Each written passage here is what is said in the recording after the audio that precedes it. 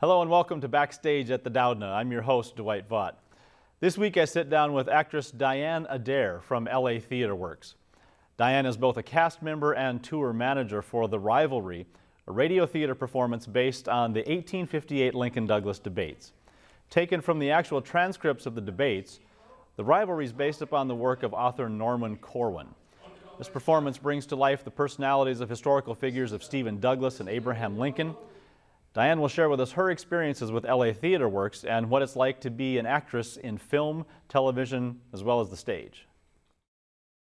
Well, Diane, welcome to you on behalf of the LA Theater Works and the company of The Rivalry to EIU in Charleston. It's a pleasure to have you here. Thank you. Nice to be here. You are one of, it's a very small cast. It's a very small for this cast. production. You are one of the actors, and in your bio... And I'm not Lincoln. You're not Lincoln, and you're probably not Douglas. I'm not Douglas. Unless you played Adele Douglas, but but it says various roles. Right.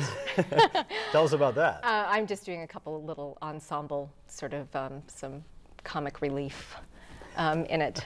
Mostly I'm the tour manager, and I'm doing some Foley work. Our shows are done as sort of a hybrid of traditional theater and radio theater.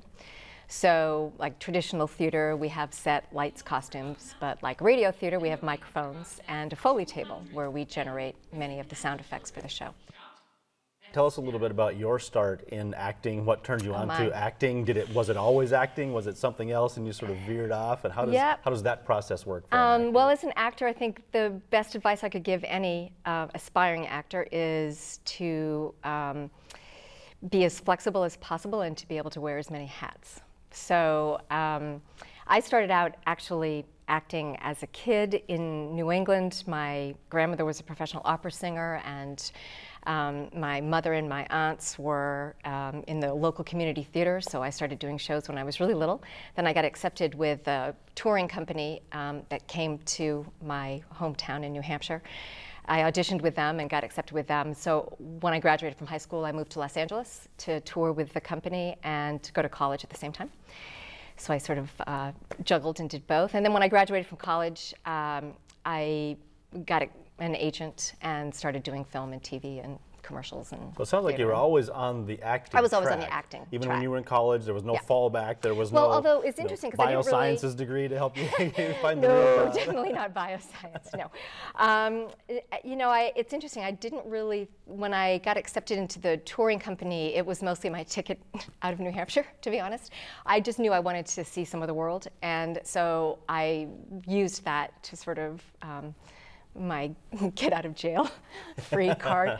So New Hampshire's a lovely place, but I just knew I wanted to see more of the world. So that was mostly my reason for auditioning for the company and getting accepted with the company. And when I got to school, I actually thought I was going to maybe be an archaeology major. So I did have some other interests, but then they were casting their first show, and I wasn't even going to audition actually, but they knew that I was with this singing, dancing, touring company, and they were doing a musical, and so. And what was the first show? It was Little Mary Sunshine. Oh. And I was Little Mary.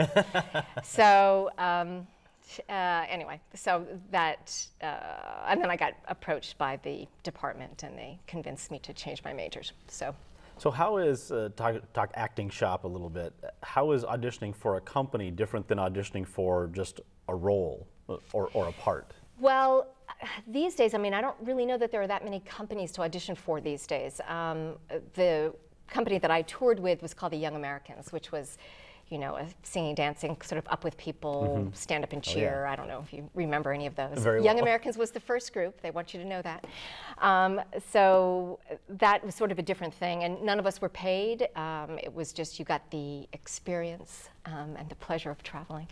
And so, but in terms of companies these days to audition for, I think those are sort of pretty few and far between.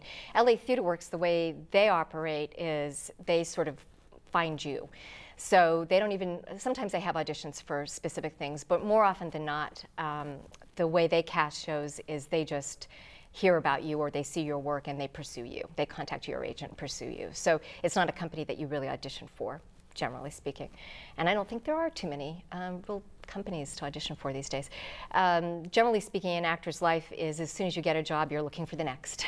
So you're constantly auditioning. I mean, that's just kind of the nature of the business. Have you been fortunate in that one job has progressed to the next? Yes, I've been very fortunate. I mean, I think you create a lot of your own luck, but I have been, I feel pretty blessed, pretty lucky. I have been able to just sort of parlay one thing into the next. I years ago was a guest star on Happy Days, and Henry Winkler and I became and still are very good friends. And so then he started producing. You played one of his girlfriends, I believe, on yes, I was the only female to reject the Fonz. So I was a nun, that's why I rejected it, because no woman in her right mind would turn down the Fonz. But then Henry, after Happy Days, it was a little hard for him right after that because, of course, everybody had typecast him as the Fonz. And so he started producing and did shows like MacGyver and other TV shows. And so he would just call me up and he would just say, hey, Di, you want to work? And so, I mean, it is that kind of, you know, it is a business where you make connections and people like to work with the same people that they know and like. I mean, it's just like any other business, I guess, as far as that goes. And so I have been pretty fortunate in terms of being able to sort of parlay one thing into the next. You said you did musical theater. So we hear a lot about people who want to go into musical theater. They hit Broadway. You know, that's where they hope to make it. You went to L.A. Right. Why L.A. more on the acting side, and why not pursue something more on the musical theater side? I don't think I was really consciously thinking acting so much at that point when I moved to Los Angeles. It was more just sort of seeing some of the world and getting to someplace warm. I don't deal well with cold weather, so that was part of it. But yes, and you're right. I mean, Los Angeles is more film and TV. There is theater there. I have done a good deal of theater there. But a lot of the times when you're doing theater in Los Angeles, it's with the hopes that there's somebody in the audience that can cast you in a film or series. You know, theater just doesn't pay that well, quite honestly. And I think for most actors, it's their first love, and it is always sort of what they most enjoy doing, because as an artist, that's what you have the most control over, is a theater performance. Film and TV, the editor, the director, somebody else is deciding what your performance ultimately looks like, and you don't ultimately have that much control over it. So I think theater is always kind of the first love, but realistically in terms of finances. And interestingly enough, LA Theater Works was started by people like Ed Asner, Marcia Mason, Richard Dreyfuss, people that had substantial film and TV careers, but missed doing theater, and financially it wasn't, you know, as feasible for them to do, but also just the time constraints of theater. Theater requires usually a good deal of rehearsal time and whatnot. So by creating LA Theater Works, when we do the shows in Los Angeles, the way it works is you get a script, you do a table read on Monday, the actors come in, they do a read on Monday, Tuesday they start recording the show. So they will record 5 performances, and they do the shows in Los Angeles, they do as radio theater, so it's just the microphones. We should explain that LA Theater Works is not necessarily a stage group, it's a radio theater group. Right. And so they do it as radio in Los Angeles, and they have an audience. People come to see the show, although a lot of the audience members kind of watch the show with their eyes closed. They just listen to the show, but they're done for broadcast on public radio stations.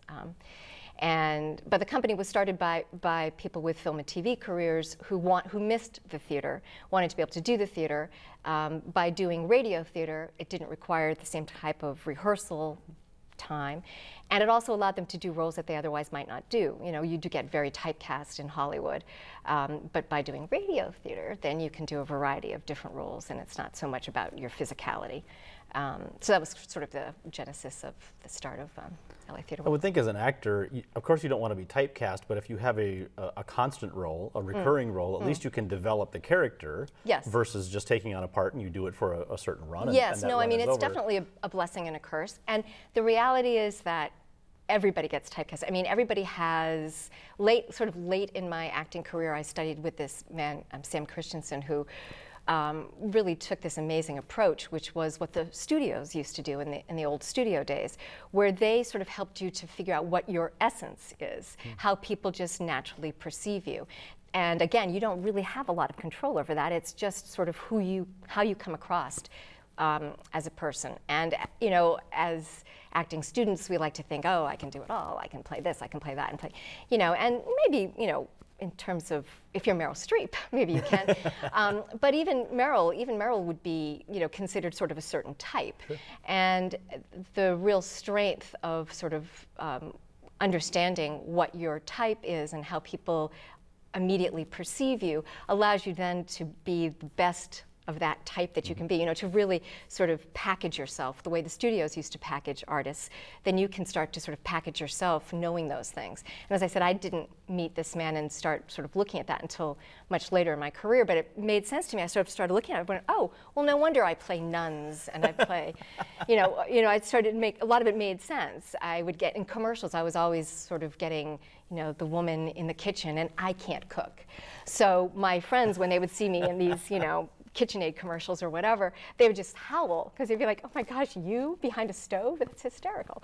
But that's how that was one of my essences. That's how people just kind of perceived me. And so his class was really interesting in terms of sort of understanding some of that. And it's something that I think, you know, young actors should really sort of focus on, because you are going to be typecast. Know what that is. Don't try to do everything. Just be really good at how people one of your first roles was Little Mary Sunshine. Little Mary Sunshine, yes. You appeared on Happy Days. Yes. And now you're in LA Theater Works. Sort of knock out a few of the other roles that you've had, some that people may have seen you in, whether it's been a TV commercial or whether it's been something very familiar, kinds of things that you've done. Well, let's see, I did a film called Euphoria with Cindy Williams and Harry Dean Stanton and Fred Ward. It was Fred Ward's first film. And in that, I played a hippie in a plywood pyramid on the edge of the desert. So a very crunchy granola, no makeup. See, today I would have put makeup on if I'd known I was going to do this. I would have put a little bit on. But actually for that film, I showed up on location, and it was like my first, it was before the Happy Days. It was the first thing that my agent sent me on, and he said, you know, how do I know you can act? And I said, oh, well, I'll do a scene in the office for you. And he was like, yeah, no, thanks very much. We don't do that here. He said, no, I'll send you out on a couple auditions, see how you do, and if you do well, I'll sign you, and if you don't, I won't. And so the first thing he sent me on was this co-star in a feature film, which I got. And I was so excited, and I get out we were on location, and I get to location, and I think, oh, you know, makeup, hair, and you know, I went into the trailer, and they were like, okay, you look great. And we just moved on to the next person. I'm like, wait. They're like, you're playing a hippie. You look great. Just, you know. And then LA Theater Works. And then LA Theater Works. Well, actually, the way that happened, you know, very sort of circuitous. I acting for years, and then, you know, in Hollywood, when you hit your 30s, they refer to it as the dead zone. It's brutal. So when I hit my 30s, I was in the dead zone, and I had some casting director friends say, you know, things are going to slow down for you now for a while, and then they'll pick back up when you're in your 60s. I'm like, 30 years? What do I do for 30 years? And so I started looking at other things, you know, and I started working at a public radio station, actually. And so I started working at KPCC in Los Angeles. I just started as a volunteer, basically, because I've always loved public radio, public television. So I thought, well, I'll just go and hang out. So I would just go in and volunteer, and I was hanging around so much that they thought I worked there. So they finally one day, they were like, so do you want to produce this segment? And I was like, I'd love to. I don't really work here, but they were like, oh, maybe we need to hire you. So I started working for KPCC in Los Angeles, and then I started working on Marketplace with David Brancaccio, and so I started doing sort of the public radio thing while I was doing the acting thing. And that's how I met Susan Lowenberg, who's the head of LA Theater Works. And she was looking for somebody to take the shows that they were recording in Los Angeles and produce them for broadcast on public radio. And so I started doing that. I started producing the shows for broadcast on public radio for her. And so, I mean, that was my sort of inroad into LA Theater Works. Wasn't as an actor, but then once, you know, I started producing for her, she was like, oh, wait a minute, you've been an actor all these years? And I was like, yeah. She was like, oh, well, come on. Talk about this show, The Rivalry, which is based on Norman Corwin's book about the Lincoln-Douglas debates. Talk about how that process came about, how it was selected, how you prepare it to fit your company, and then how you take it on the road and you end up in places like Charleston and Eastern. Well, it was written, as you said, as a play, and it was done actually on Broadway in the 50s. And I think, I don't want to speak for Norman, he passed away recently, actually. And but he, I think, wrote part of the reason for writing it when he did was the McCarthy era, and I think there was sort of that political undertone to it. Now when we take it out, people, of course, it's timely now because of the debates that are currently going on TV. And it's really interesting to sort of see the contrast between what debates have become on television and the little sound bites and, you know, versus the Lincoln-Douglas debates, which, you know, those were substantial. The format, you know, was it 60, 90, 30 minutes or something like that, I think is how it was. So like Douglas would speak for 60, then Lincoln would speak for 90, and then Douglas would get the last 30. It was, you know, or vice versa. Well, how's he going to remedy it? Oh, he's going to reverse it. How? He's going to make an appeal. Well, to whom is he going to appeal? Oh, he's going to appeal to the people, to elect a new president, who will appoint new judges, who will overturn the decision. Well, now let's see how that's going to be done. The only way it can be done is for him to carry on so he gets a Republican elected president, and I don't believe he ever will. No one can imagine sitting through 90 minutes of listening to any candidate these days, right? But back then, nor would we want to. Maybe, nor would we want to, but you know, but nor would they probably have the chops to be able to do that these days either, sadly enough. So it's interesting from that perspective to just kind of see, yeah, and I think that was one of the reasons LA Theater Works. I wasn't involved in the selection process, so I can't really speak to that other than to say that I know that with an election coming up, I'm sure that was part of the thinking with doing this show. And then, of course, obviously the 150th anniversary of the start of the Civil War, you know, a lot of focus on Lincoln and whatnot as well. Robert Parsons, who plays Abe Lincoln in our show, actually did the show, did the rivalry at Ford's Theater in D.C. Had fantastic reviews in the show, and he's terrific. Perfect liberty they sighed for, the liberty of making slaves of other people. Jefferson never thought of, their own fathers never thought, they never thought of it themselves a year ago, about how fortunate for them they did not sooner become sensible of their great misery. It is this zeal for the spread of slavery that I cannot but hate. I hate it because of the monstrous injustice of slavery itself. I hate it because it deprives our Republican example of its just influence in the world, enables the enemies of free institutions to taunt us with justice as hypocrites, causes the real friends of freedom to doubt our sincerity, and especially because it forces so many really good men among ourselves into an open war with the fundamental principles of civil liberty. In terms of mounting the show, we had 2 weeks of rehearsals in Los Angeles and before the tour started, and we went out for 4.5, 5 weeks in the fall, and then we've been out 5 weeks in the winter. This is Lincoln country here. You know, we have the Lincoln-Douglas Debate Museum. There was one of those debates that happened here. We spend so much time talking about Lincoln that we sometimes lose sight of. In fact, I think it was Norman Corwin himself who said when he was researching his work on the rivalry that he didn't realize what a personality Douglas was because so much attention years past has been centered on the Lincoln Exactly, character. And at the time, everyone knew who Stephen Douglas was. No one really knew who Lincoln was. Now, of course, that's reversed. And I think, as I was telling you earlier, when we were performing in Gettysburg, you know, everything there is Lincoln, you know, Lincoln Highway, Lincoln Diner, Lincoln, and we were joking with Josh Clark, who plays Douglas, you know, like, oh, I'm sure there's a Douglas something here, a Douglas drive-through, a Douglas dead end, a Douglas something.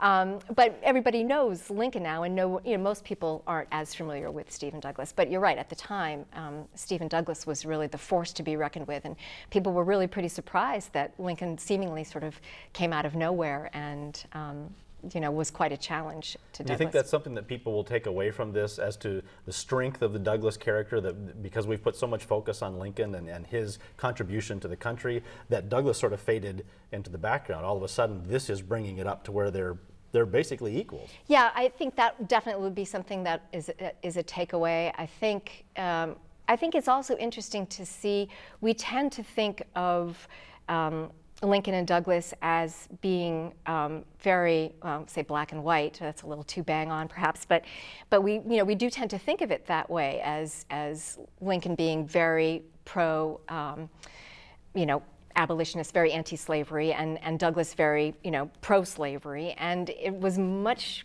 grayer for both of them. And I think that's sort of an interesting takeaway too when you hear the debates, is to hear you know, what was considered politically correct at the time certainly is not politically correct by today's standards. And some of the things that Lincoln comes out with, you sort of go, really? Abe said that, you know? And what the other thing that's really interesting is that the speeches in the shows are taken from the original transcripts. That this was actually the first time that newspaper correspondents traveled with candidates and did stenography, you know, of the speeches. They found the institution of slavery already in existence. They did not make it so, and the only reason they left it so is because they knew no way to get rid of it at the time. So when you ask me why our government can't remain as our fathers made it, I turn around and ask you the same question. Ask that question of the Supreme Court, sir. I have done so, and I will continue to do so. Ah, yes, so you have. Well, by now we may safely assume Mr. Lincoln is opposed to the Dred Scott decision. All right. Suppose he is. So when you hear the actual words that they spoke, some of that I think is kind of, I know when we perform for schools and whatnot, the kids are sometimes kind of taken aback because we've made Lincoln, you know, a demigod, really. And you sort of hear him say things that you sort of go, oh, geez. You find out he is mortal. Like he is mortal, and that, you know, there were a lot of politics involved as well. A lot of, as is the case now, people say what they need to say to get elected in different areas of the country, and you know that took place back then too. So, you know, you get a sort of truer sense, I think, of history. And one of the things that LA Theater Works does is when they come on the road, oftentimes when available, they will do educational performances. What do you find that are misconceptions maybe that younger audiences have about it, or things that you're surprised that they actually are being taught a lot about Lincoln and Douglas in this time period? Both, you know, and it depends where we are, sadly. You know, some venues, those kids are really prepared. It also depends on the age of the kids, too. And sometimes the kids will be younger. Sometimes it'll be a mix of kids in the audience. We did performances in Nashville, and actually we didn't do any adult performances at all in Nashville. We did 3 or 4, I don't remember, educational shows, although they wanted the full 2-hour shows. And we were sort of like, oh, 2 hours, that's a lot of talking for kids to sit through. But these kids were so well prepared. We did, as I said, I think 3 performances. In each performance, we had 1,500 kids at each show. I mean, it was packed.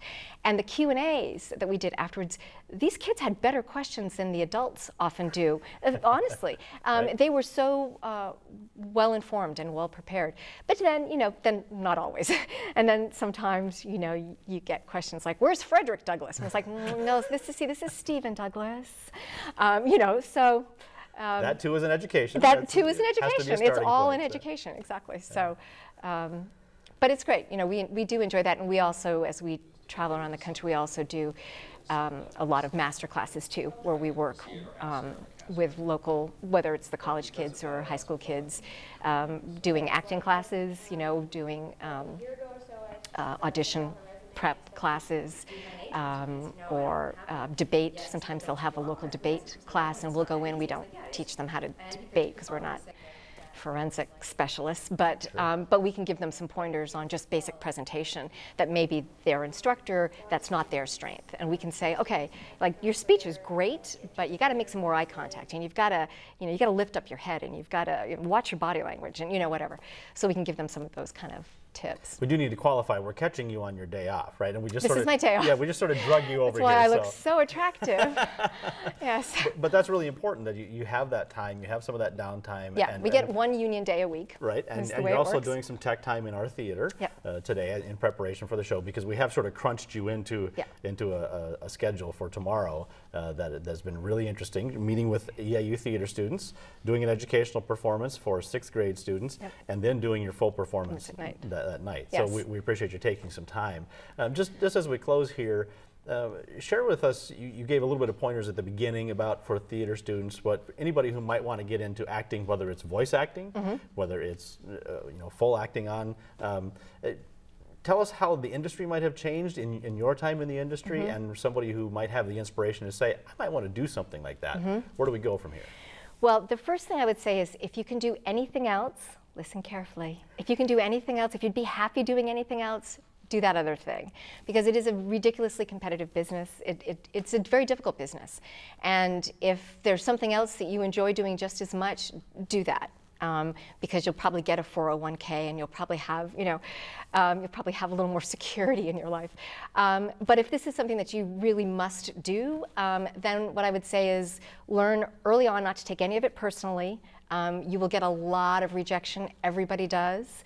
Every star that you know has gotten tons of rejection. The thing that you most like about them is probably the thing that was the most criticized at some point by someone. I mean, Fred Astaire, back in the studio days, the feedback somebody gave him was, can't act, can't sing, can dance a little. Hello. So, I mean, everybody will get, some horrific feedback, and you just can't take it personally. You have to have a really thick skin. You have to just believe in yourself. And as I said, the more, if you can be a triple threat, if you can sing, dance, and act, all the better. But also, too, be flexible to look at other ways to come in the door. Everybody sort of tries the same thing. You see, like, people move to New York or Los Angeles, whatever, and they get the waiting, they wait tables and they hope that, whatever. Go volunteer at a public radio station. Go, just go find some casting directors, call some casting directors and say, of course, this is something I want to do, but in the interim, can I volunteer some hours helping you file or be a reader for you as you have other actors come in? That's a great thing to do, because you see all the mistakes that people make that you don't want to make as an actor. And a lot of times what happens too is if you volunteered your time as a reader, and then they get to know you and like you, they find themselves, I mean, I got several jobs that way, where they're sort of like, why are we auditioning people? You should just do this job. And I was like, yes, you're right, I should. That's what I've been auditioning for all along. Exactly. And the thing is that the pressure's off you, because you're just there as a reader for the other person, so you're in a very relaxed place, and you're joking with the people, and you're what you want to be when you come through the door, but it's much harder as an actor to just come through the door and just be relaxed and be yourself. But that's the other thing I would say, is when you're auditioning, as best you can, realize that the people that are auditioning, they want you to be good, because they want to stop the audition process. They want to go, oh, that's the person we've been looking for this whole time. So they're rooting for you too. They're not out to, I mean, they will judge you. There's no question about that. But that's not, but at the same time, they really want you to be the right one. So just go in and just be as relaxed as you can and just be yourself. I mean, that's the biggest piece of advice, is just try to just be yourself. Thank you so much. Thank you. It's been a pleasure to talk with you, and best of luck. Thank you. Thanks very much.